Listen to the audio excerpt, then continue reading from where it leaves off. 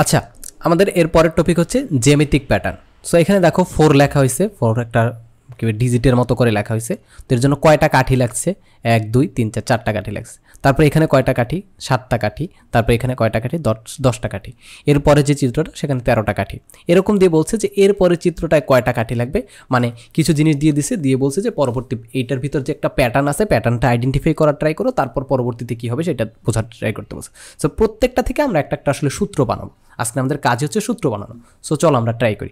এগুলো কিন্তু ছোটোবেলায় আমরা করছি। আমি যখন ছোটোবেলায়, এখন পড়ি না অবশ্য, ছোটোবেলায় অনেক কিশোর আলো পড়তাম, বিজ্ঞান চিন্তা পড়তাম, তারপর হচ্ছে পেপার পড়তাম, পেপারে এরকম দেওয়া ছিল। সো প্রথমে হচ্ছে 4টা আছে। সো 4 সংখ্যাটাকে একটু অন্যভাবে ঘুরাই লেখা যায়, কিন্তু 4 সংখ্যাটাকে লেখা যায় 3 যোগ 1, 3 যোগ 1, এইভাবে লেখা যায় না? 3 যোগ 1।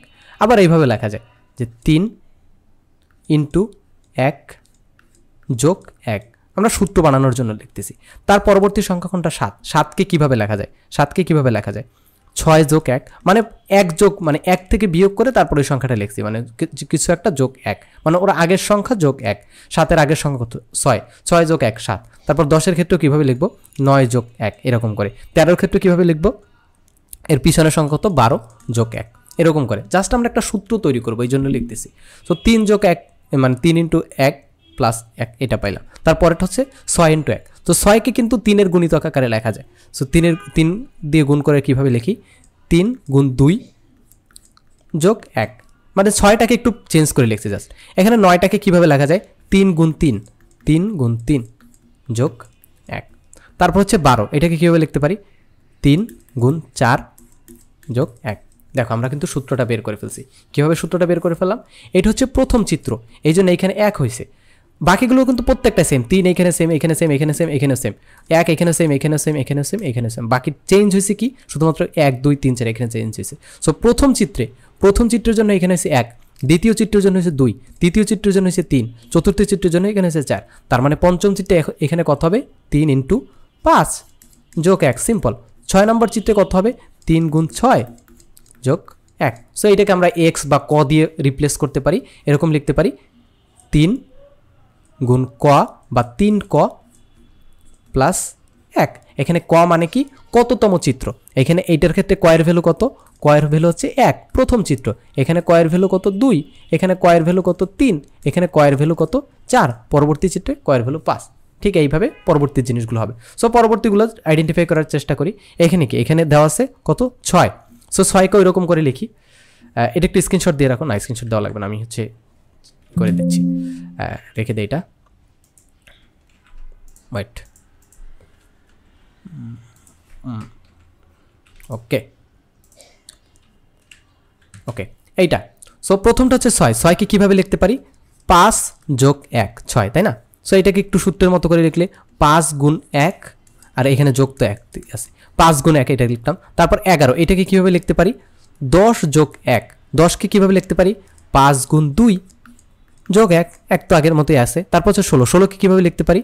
15 যোগ 1। 15কে কীভাবে লেখা যায়? 5 গুণ 3 যোগ 1। পরবর্তী সংখ্যা কত? 21। 21কে কীভাবে লেখা যায়? 20 যোগ 1। সো 20 যোগ 1, 20কে কীভাবে লেখা যায়? 5 গুণ 4 প্লাস 1। সো এখন দেখো এইখানে আগের মতোই, এইগুলো কিন্তু কোনটাই চেঞ্জ হচ্ছে না। 5 চেঞ্জ হচ্ছে না, এখানে সেম, এখানে সেম, যোগ বিয়োগ কিছুই চেঞ্জ হচ্ছে না। মাঝখানের এই সংখ্যাগুলো চেঞ্জ হচ্ছে। সো এরপরে পঞ্চম চিত্রটা কি হবে বলে দিতে পারি? 5 গুণ 5 যোগ 1। তারপরে চিত্রটা 5 গুণ 6 যোগ 1, সিম্পল। সো এইখানে এইটাকে আমরা ক ধরে নিতে পারি। তার মানে এইখানের প্যাটার্নের সূত্রটা কি দাঁড়ায়? এই প্যাটার্নের সূত্রটা কি দাঁড়ায়? 5 গুণ ক বা 5 ক প্লাস 1, 5 ক প্লাস 1। এখানে আমরা সূত্রটা বের করে ফেললাম। এরপরে পরবর্তী চিত্রটা কীরকম দেখো? পরবর্তী চিত্রটা কেমন দেখো? এই যে 7 12 17 22, এটা একটু সিম্পল, একেবারে সিম্পল।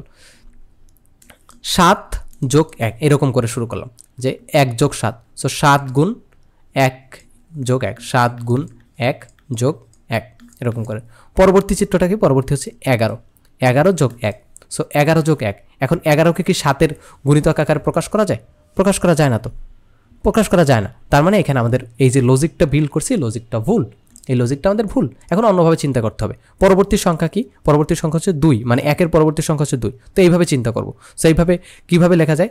2 যোগ কত? 2 যোগ 5 = 7, বা এভাবে লিখতে পারি 5 যোগ 2 ইজ ইকুয়াল টু 7, মানে এই প্রথম সংখ্যাটা এইভাবে লিখতে পারি। সো এই সংখ্যাটাকে একটু মডিফাই করে কীভাবে লিখতে পারি 5 গুণ 1 5 গুণ 1 যোগ 2 এরকম।